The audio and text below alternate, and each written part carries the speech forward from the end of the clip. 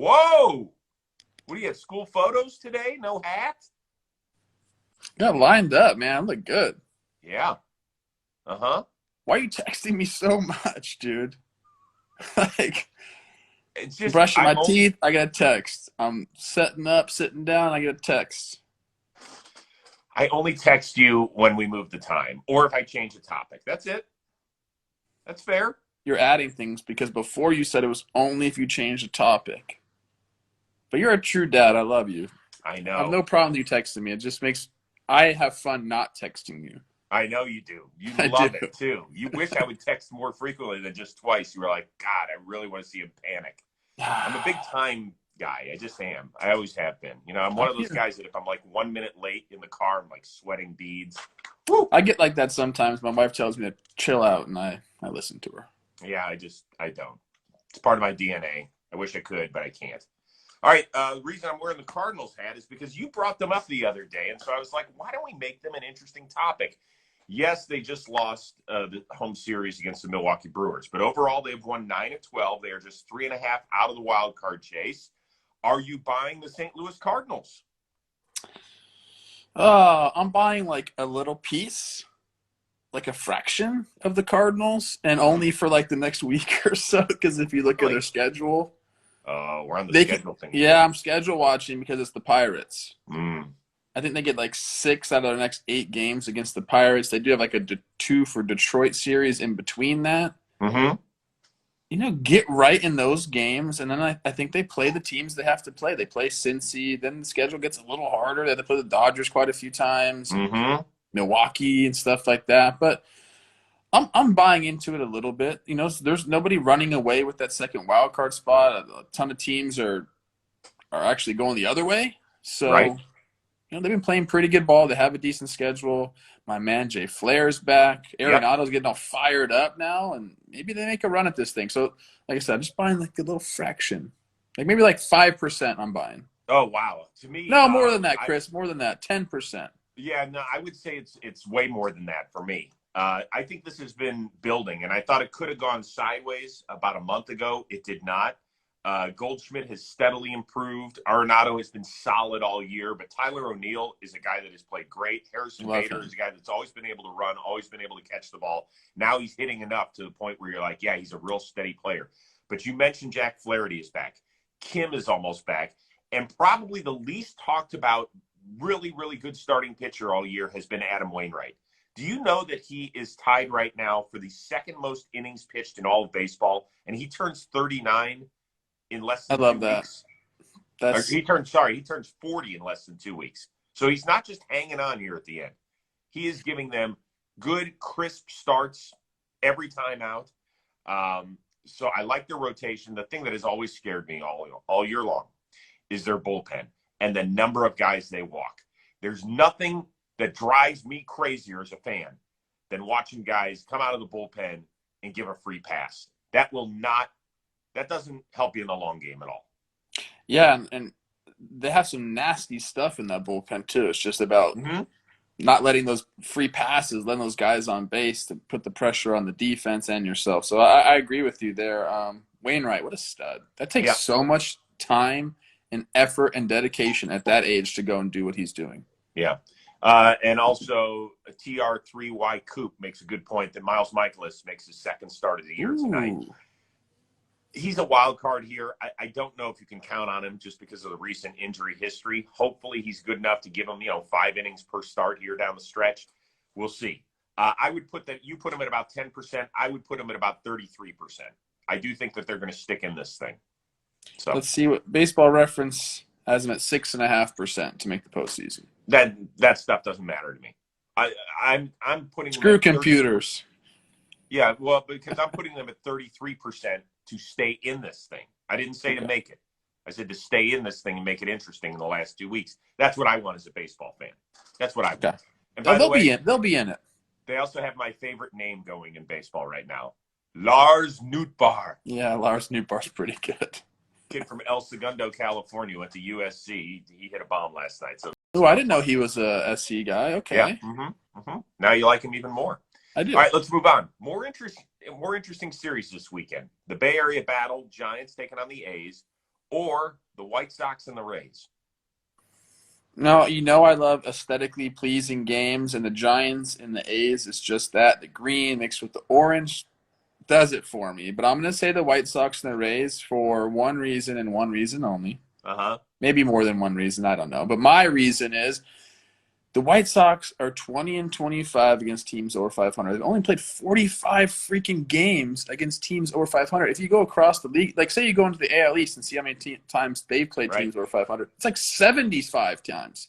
Well, that's because the division sucks. The division's so bad. So, yes, the White Sox at times have looked like a juggernaut. Their roster surely looks like a juggernaut. Plays. But, you got to go play these good teams and see how you match up. So, I'm excited to see how they approach the Rays. I'm excited to see how the Rays approach them, what kind of arms they're going to be throwing at them, and how they're going to match up. So, I think both are going to be great series. The Giants will probably win 2 or 3 from the A's, and we'll barely talk about it. And, they'll be the first to 80 wins, and that's just how it'll go. But I'm excited to see the White Sox and the Rays. Also, a aesthetically pleasing jerseys there. Sure. Okay. Yeah. I mean, yeah, I usually don't watch series because of games or hats, but I mean, that's fine. You do you. Thank you. Here's the thing. You make a great point about the White Sox.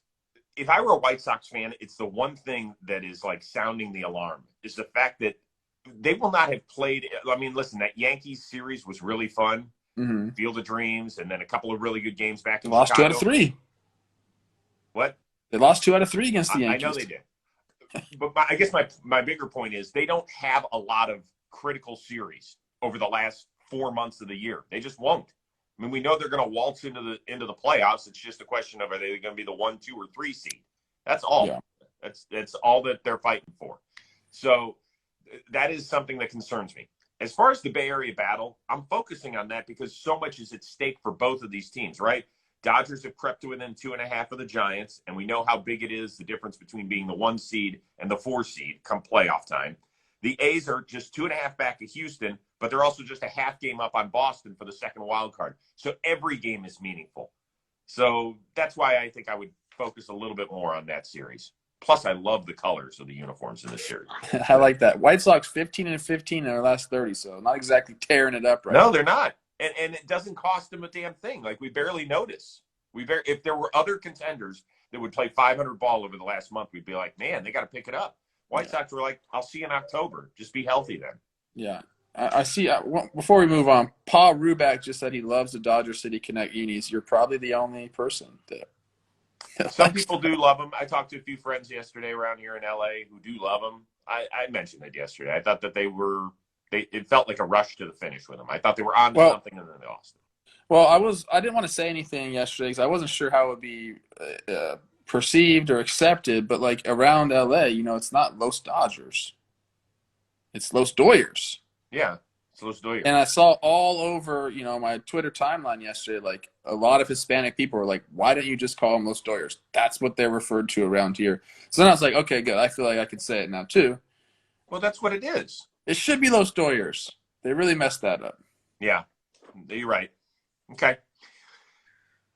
Interesting series in San Diego. Phillies just got swept down in Arizona by the Diamondbacks. Padres just got swept in Colorado. And now Philly and San Diego are going at it. Which team do you like better to bounce back? I think probably the Padres. They're at home. And look, the Rockies have been really good at home, which where the Padres just came from. The Diamondbacks aren't good at all anywhere, and they just swept the Phillies. Mm-hmm. So either team is not exactly rolling right now, but for some reason I'm thinking the Padres come and take 2 out of 3, and it's kind of like a ho-hum series here. I don't think there's going to be any fireworks or anything like that. But both teams need wins. Every single freaking win they can get right now. So it's going to be an interesting series. I mean, I'm sure everyone will play hard, and there's some big names and some fun that'll happen in the series. If we see Harper and Tatis kind of going back and forth with some homers, that'll be fun. But in the end, I think the Padres probably take 2 out of 3. I'm with you. I am worried a bit by the Phillies. Do you know that in the last 11 days, they've lost 6 games in the NL East standings? They went from 2 up to 4 back. That's hard to do in less than 2 weeks. Yeah. Well, they haven't played good baseball at all. No, they haven't. And they need to start hitting the ball. I remember maybe it was 6 to 8 weeks ago, we talked about how this was a veteran-laden lineup. And it might be the last shot for a lot of these guys before they have to do something drastic with this roster. So I need Bryce Harper to get going. I need JT Realmuto. He came out and said, he said, we are not going to win unless I start hitting the ball. And he's 100% right. I mean, Harper and McCutchen, I think if you want to come in 2 for 33 in Arizona, that's not going to be good enough for them. Now, they could get healthy from the standpoint of Rhys Hoskins could return this weekend. He's been bothered by a bad groin. They're a different lineup when he's in there. I love his presence. I love his moxie. I love his enthusiasm. But he's not going to be healthy either. So somebody else has got to stand up and say, hey, let's go. Get on. Let's go. I don't think it happens this weekend. I agree. Interesting pitching matchup tonight. It's Snell versus Moore, two Tampa Bay Ray guys going at it. And then tomorrow I think it's Nola versus Musgrove. Yep. So it'll be an interesting series. I just think will be. At home, Padres make it happen. I think they rekindle a little bit of that magic when they start getting the home run swag chain going and the lights start flickering just like it happens in New York, and it's cool stuff. All right, lots of good teams versus bad teams series. Which playoff contender should be on high alert this weekend? Oh, I think you gave me this question, and I was kind of having trouble finding exactly what you were talking about. Well, like the Orioles play the Braves. Like that would be a monumental upset even in baseball, right? That's what I'm talking about. I had one. Let me find it again. I just clicked off. You want me to go while you try and figure out? No, I have it. I have it. Who are the Reds playing? The Reds are playing the Miami Marlins. That's who I had. Okay. Got a lot of windows open on my laptop. Reds at Marlins. I think they're the one that has to be. They're the team that has to be the most careful, just because the Marlins can pitch. And the Reds won a game last night. It's a 4-game set, 6-1. They won it last night. But I think now they have a guy named, who's going tonight? Rodriguez? No, Hernandez. Yes. Alicia Hernandez has been pretty good. Goes up against Sonny Gray. Alcantara pitches this series. So, that's going to be a tough matchup for those guys. I think the second game, they don't have a starting pitcher listed for the Marlins, so I don't know who's going to go. Or the third game of the series, excuse me. So I would say the Reds have to be careful. If you're going to give me that question, that's my answer. Reds, be careful against the Marlins. Because I think they can pitch and be a good team at any point. It was a weird question. It was kind of predicated on the whole Diamondbacks just took care of the Phillies thing and the Padres took. So for me, it's the Jays. I think I could still call them a contender. I believe they're like 4.5 out of the wild card chase. They return home to face the Detroit Tigers. The Tigers just had a terrible homestand. Miguel Cabrera did not hit his 500th homer at home. So he's going to have to do it north of the border. So the Tigers still have that energy. Plus the thing I'm worried about the Jays a little bit. George Springer went back on the injured list. In his last homestand, he led the Blue Jays to a 9-2 record. He hit over 400. He had 5 doubles. He had a triple. He hit 6 homers. He had 16 ribbies in those 11 games. That was the, hey, this is why we paid that guy $150 million series homestand. They need that right now, and they're not going to get that energy from him. So where else is it going to come from? I mean, it's incumbent on a lot of these young guys say, hey, this is the time we got to pick it up. This is a series we have to win against the struggling young Detroit Tiger team. Let's do it. And so that's why I put him on high alert. I get that. It was a good question. You talked about yesterday, you get these schedules out and you're saying, oh, this is a win, this is a win, this is a win, but it's baseball. You can't do that like you do it at the beginning of the NFL season when the schedule comes out in the spring, where you're like, okay, that's a win, loss, win, maybe. You can't do that in baseball. No, you can't, because you can have a pitcher be on one day, your offense can just go absolutely cold. Right. And this last week was a very, very much a representation of that. Yeah, and then now with less than 40 games to go, every series is critical. When you lose one in the middle of June, you're like, whatever, it happens. Now we're almost in September. You cannot afford. Time is running out, people. Time is running out. All right, last one. We have the annual Little League Classic. My Indians taking on the Angels in Williamsport. Should be a lot of fun, although unfortunately there's not that international flair. It's just 16 teams from the United States because of the COVID situation. Do you remember the first time you met a major leaguer? Kind of. I'm not sure. So I have two in mind. They might Okay. be okay. Brad Fulmer, left-handed hitter out of the Valley, Chris. Mm-hmm. Uh, Played with the Angels primarily. yeah, mostly I think the Expos. Expos, Angels, yeah. He used to hit at Northridge Little League all the time in Mm. the cages, and he was massive. I remember that. Like I remember Mm. seeing him, and people saying, "Oh, he's a big leaguer," or at least he was in pro ball at the time. Right. And we just watched him in amazement. He hit the ball so freaking hard. It was rattling the cage, and it was very impressive. So it was either him, which I'm not even sure I ever spoke one word to him. I just like would watch him hit. The other guy's Jeff Zahn, Jeff Geoff. Geoff. Love that guy. He was a pitcher, Yep. left-handed pitcher, Yep. and he used to give my brother pitching lessons. And we go over to his house. He lived in this like off the path house. He had this big old like barn where he had a pitching Sounds mound and dicey. stuff. And so he was really nice, and we got to talk a lot together. So I'll go Jeff Zahn. I think he might have been first. Okay. The first guy I ever saw, I was at summer camp, probably in 1982 or 81 or something like that. Jerry Dibzinski. You've never heard of him. He was a middle infielder from Cleveland, played for the Indians, and he came and talked to our camp. And they were asking sports trivia questions. I was like, oh my God, this is my wheelhouse. And if you answered it right, you would get an autograph ball from Jerry Dibzinski. And I kept raising my hand.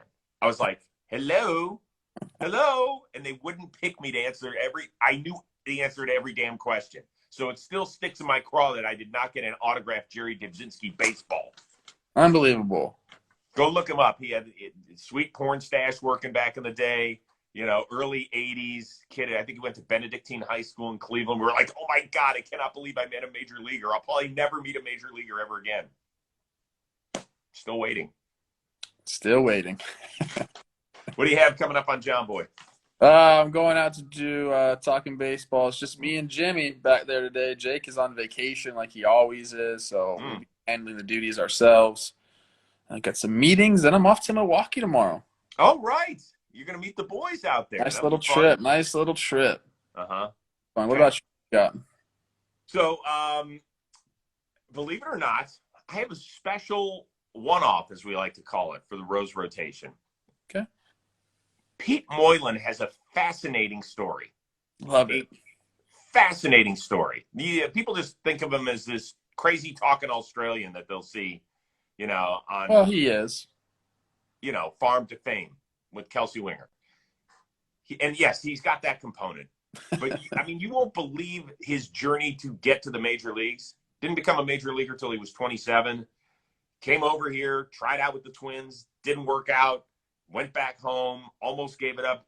The side jobs he had, it's just going to be good enough to listen to the entire episode just for that alone. So a lot of fun stuff with him coming up.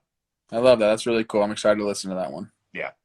And next week, so are you gone just the weekend and you're back Monday? What's the deal? I come back on Monday, but I'll figure it out. We'll do it. I'll do it from the road Monday. I'll be there. Well, it'll be interesting because starting next week, I'm gone for 2 weeks in Las Vegas to shoot BattleBots. Now, I will be able to do the show every day, but it's going to be an interesting setup. Okay. BattleBots. Yeah. On the road. Baseball Today goes on the road. That's what we do here on Baseball Today. Hey, we need some freaking merch, like some cool merch. Yes. And we need our own Instagram, all that. Oh, yeah. We'll get all that. You're right. No question. Baseball Today merch, baby. It's never too late to start. So everybody have a wonderful baseball weekend. You travel safely. Give Jimmy and Jake a hug at the same time. Bring it in close. Hug it out, bitch. All that. All right? Love you, man. You too, bro. Better Travel see. safe.